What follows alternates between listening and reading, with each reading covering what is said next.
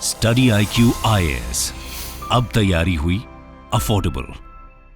नमस्कार दोस्तों पिछले 2 दिन से लगातार ये खबर आ रही है कि कर्नाटका सरकार ने SBI और PNB, आपको पता है हमारे देश के one of the largest public sector banks हैं, उनके साथ अपना जो संबंध है उसको खत्म करने का निर्णय लिया। ये आप खबर देख सकते हो, Karnataka government cut ties with SBI PNB over financial fraud. तो यहां पर इस पूरे मामले में कौन से घोटाले की बात कही जा रही है, आखिरकार क्या कारण है जिसकी वजह से कर्नाटका गवर्नमेंट को इतना बड़ा स्टेप लेना पड़ा, इसका इंपैक्ट क्या होगा, वो सारी चीजें मैं आपको डिटेल से बताऊंगा। चलिए आगे बढ़ते हैं, लेकिन उससे पहले मैं आप सबको बता दूं कि 19 अगस्त से हमारा जो नया बैच है 2025 के UPSC के लिए वो स्टार्ट हो रहा है, जिसका नाम है प्रतिज्ञा 2.0। देखिए, प्रतिज्ञा 2.0 की सबसे खास बात यह है कि अगर आप इसको ज्वाइन करते हो और 2025 का सिर्फ प्रीलिम्स भी अगर आप क्रैक कर लेते हैं तो जो पूरा फीस आप पे कर रहे हो वो आपको रिफंड कर दिया जाएगा। साथ ही साथ जैसे ही आप ये बैच लेते हैं, आपके घर पर सिलेक्शन बॉक्स भेजा जाता है जिसके अंदर 18 UPSC के बुक्स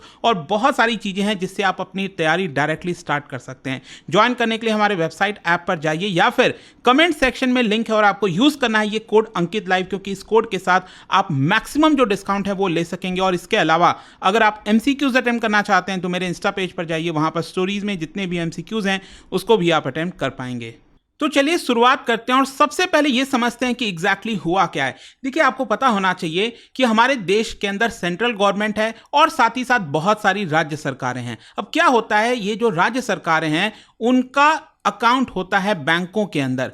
अब हो सकता है कि मान लीजिए मध्य प्रदेश की जो सरकार है वो यहां पर कैनरा बैंक के ऊपर ज्यादा विश्वास रखती है, उनके साथ डील करना चाहती है, तो जो राज्य सरकार के बहुत सारे डिपार्टमेंट्स मतलब मिनिस्ट्रीज, उनके जो अकाउंट्स होंगे वो कैनरा बैंक के साथ होंगे। उसी प्रकार से अगर आप देखिए कर्नाटका के अंदर, तो कर्नाटका सरकार का लंबे समय से जो जितने भी अकाउंट्स हैं, जैसे कि आप देख सकते हो कर्नाटका के अंदर जितने भी डिपार्टमेंट्स हैं, बोर्ड्स हैं, कॉर्पोरेशन हैं, पब्लिक सेक्टर यूनिट्स हैं, यूनिवर्सिटीज हैं, उन्होंने अपना जो पूरा अकाउंट है, जो सरकारी अकाउंट है, वो SBI या फिर पंजाब नेशनल बैंक इनके साथ खोल रखा था। लेकिन यहां पर कर्नाटका सरकार ये कह रही है कि इन बैंक्स के अंदर जो सरकारी पैसा है, मतलब जो सरकार इन अकाउंट्स के अंदर जो पैसा जमा कर रखी थी उसके साथ काफी सारा मिस अप्रोप्रिएशन हुआ, उसका मिसयूज हुआ है, मतलब कि कहीं ना कहीं घोटाले की यहां पर बात कही जा रही है। और इसी को देखते हुए यहां पर जो सिद्धारमैया की सरकार है कर्नाटक में, उन्होंने निर्णय लिया कि हम इनके साथ जितने भी संबंध है, मतलब कि जो भी अकाउंट्स खुले हुए हैं इन बैंकों के अंदर,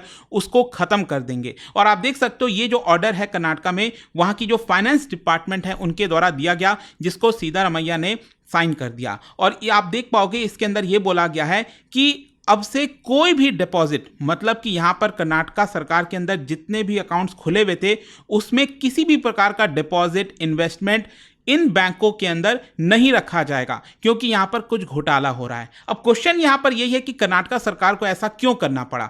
देखिए, मैं आपको बताता हूं, यहां पर कुछ एलिगेशंस की बात कही जा रही है। बेसिकली अगर आप देखोगे कर्नाटका सरकार में 2 बोर्ड हैं, जिसका नाम है Karnataka industrial area development board और Karnataka state pollution control board. इनका कुछ पैसा SBI और PNB के खातों में जमा था और उसी के अंदर कुछ घोटाला हुआ है। सबसे पहले मैं आपको बता दूं, Karnataka state pollution control board ने एक फिक्स डिपॉजिट कराया था 2013 में 10 करोड़ रुपए का। मतलब कर्नाटका की स्टेट पोल्यूशन कंट्रोल बोर्ड के पास कुछ एक्स्ट्रा पैसे होंगे, 10 करोड़ रुपए होगा, तो इन्होंने सोचा कि यहां पर वो क्या करेंगे, स्टेट बैंक ऑफ इंडिया के अंदर जो उनका खाता है उसके तहत 10 करोड़ रुपए फिक्स डिपॉजिट जो है वो कर देंगे। वो आपको पता ही है कि SBI one of the safest bank है हमारे देश के अंदर, मतलब एक ऐसा बैंक जिसके ऊपर करोड़ों लोगों का विश्वास है, सरकारी बैंक है कि अगर आप उसके अंदर पैसा रखते हो तो यहां पर वो पैसा डूबेगा नहीं। तो बेसिकली यहां पर यह क्लेम किया जा रहा है कर्नाटका सरकार के द्वारा कि ये जो 10 करोड़ रुपए फिक्स डिपॉजिट के तौर पर रखा गया था SBI के अंदर,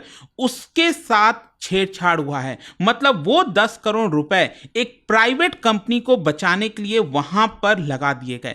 मतलब एक प्राइवेट कोई दूसरी कंपनी होगी, उन्होंने लॉस किया होगा, उन्होंने पैसा लिया होगा, वो रिटर्न नहीं कर होंगे, तो ये 10 करोड़ रुपए जो है उधर ट्रांसफर कर दिया गया।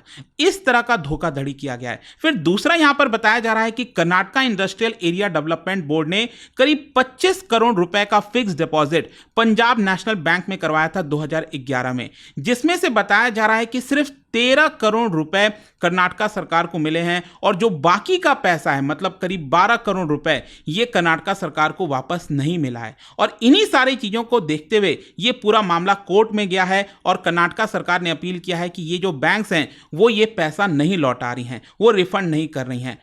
इनफैक्ट कर्नाटका सरकार ने यह भी कहा है कि इन बैंकों के साथ मिलकर जो बैंक के ऑफिशियल्स हैं उनके साथ हमने बातचीत करने की कोशिश की ताकि मामले को सुलझाया जाए, लेकिन अभी तक कोई नतीजा सामने नहीं निकला और इसी की वजह से कर्नाटका सरकार ने यह सर्कुलर जारी किया और ये बेसिकली डेडलाइन दिया गया है 20 सितंबर का।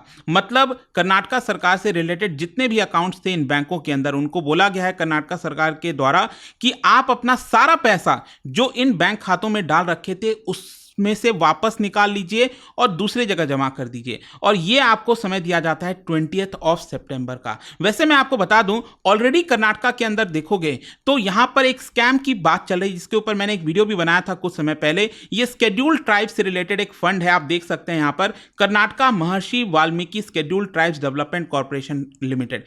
इनके पास काफी सारा पैसा था और इन्होंने पैसा जमा कराया था यूनियन बैंक के अंदर और उसमें से बताया जा रहा है कि 88 करोड़ रुपए कहां गए, किधर ट्रांसफर हुए, किसी को नहीं पता। तो ये जो पूरा स्कैम हुआ इसको लेकर कर्नाटका के अंदर जो मिनिस्टर हैं शेड्यूल्ड ट्राइब से रिलेटेड उन्होंने बी नागेंद्र ने रिजाइन भी किया था। ये वाल्मीकि कॉर्पोरेशन से रिलेटेड कुछ फ्रॉड था, इसकी वजह से ऑलरेडी ये पूरा मामला चल रहा था और यहां पर कर्नाटका सरकार ने ये वाला भी ऑर्डर जारी कर दिया। खैर मैं आपको बता दूं यहां पर बैंकों ने इस चीज को लेकर क्या कहा है। देखिए जो स्टेट बैंक ऑफ इंडिया और पीएनबी दोनों ने बेसिकली ये कहा है कि क्योंकि ये मामला अभी सब जुडियस हो गया है, मामला कोर्ट के अंदर है, तो हम ज्यादा इस चीज को लेकर नहीं कहेंगे, लेकिन एसबीआई ने यही कहा कि हम सरकार के साथ बातचीत करने की कोशिश कर रहे हैं। सेम यही चीज पीएनबी ने भी कहा कि क्योंकि मामला इस समय कोर्ट में गया है तो हम ज्यादा इसके ऊपर कह नहीं सकेंगे, लेकिन सरकार के साथ डिस्कशन कर रहेंगे ताकि इस मामले को सुलझाया जा सके। खैर यहां पर क्वेश्चन यह भी है कि इस पूरे मामले को लेकर इसका इंपैक्ट क्या होगा। देखो ऑब्वियस सी बात है, एक बहुत बड़ी चीज हो जाती है।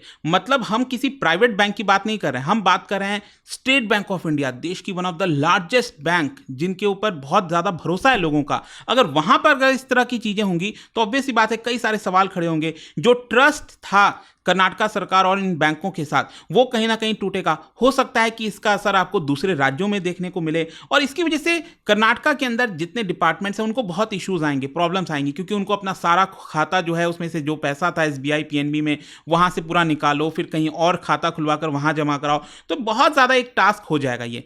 तो ये कहीं ना कहीं एक बड़ा इंपैक्ट डालने वाला है। लेकिन दोस्तों मैं आपको ये भी बता दूं, जैसे ये मैं वीडियो रिकॉर्ड कर रहा था उसके कुछ समय पहले यहां पर एक और बड़ी खबर आ जाती है। मे भी हो सकता है कि इस पूरे मामले को सुलझाया जा सके, क्योंकि यहां पर क्या हुआ है कि कर्नाटका सरकार ने यह कहा है कि जो बैंक्स हैं पीएनबी और एसबीआई उन्होंने कुछ और वक्त मांगा है कर्नाटका सरकार से और वो यहां पर बातचीत करना चाहते हैं ताकि इस पूरे मामले को सुलझाया जा सके। तो अभी के लिए 15 दिन तक ये जो ऑर्डर पास किया गया था इसको 15 दिन तक के लिए रोक दिया गया है।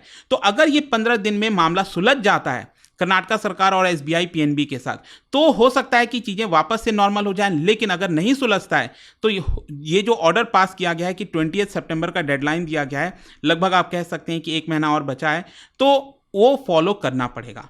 तो आई होप कि अब आपको समझ में आ गया होगा जो इसकी चर्चा हो रही थी काफी ज्यादा पिछले 2 दिनों से वो है क्या एग्जैक्टली। और जाने से पहले एक इंटरेस्टिंग क्वेश्चन, क्या आप बता सकते हैं कि अगर कुछ पैसा बैंक के अंदर पड़ा हुआ है और किसी ने उसको क्लेम नहीं किया है तो यहां पर कितने समय के बाद उसको अनक्लेम्ड डिपॉजिट डिक्लेयर कर दिया जाएगा, ये आपको यहां पर बताना है, कितने साल के बाद। इसका राइट आंसर आप सबको पता है, मेरे इंस्टाग्राम पर तो मिलेगा ही, वहां पर अगर आप नहीं हो कोई बात नहीं, टेलीग्राम से ले सकते हैं इसका सही उत्तर। मैं कई सारे जो एमसीक्यूज हैं वो यहां पर स्टोरीज में डालता रहता हूं। अगर आपको पीडीएफ चाहिए तो टेलीग्राम पर आइए, अलग अलग सोशल मीडिया पर आप जुड़ पाओगे। और जैसा मैंने आपको बताया, अगर आप यूपीएससी की तैयारी कर रहे हैं और 19 अगस्त से ये बैच स्टार्ट हो रहा है, don't miss it if you are preparing for 2025 UPSC. अगर आप 2026 की कर रहे हैं तो वो भी लॉन्ग टर्म बैच अवेलेबल है, उसका भी लिंक कमेंट सेक्शन में दिया हुआ है। आई होप कि वीडियो आपको पसंद आया होगा। मिलता हूं आपसे next time. Till then thank you very much, see you soon. Study IQ IAS, अब तैयारी हुई अफोर्डेबल।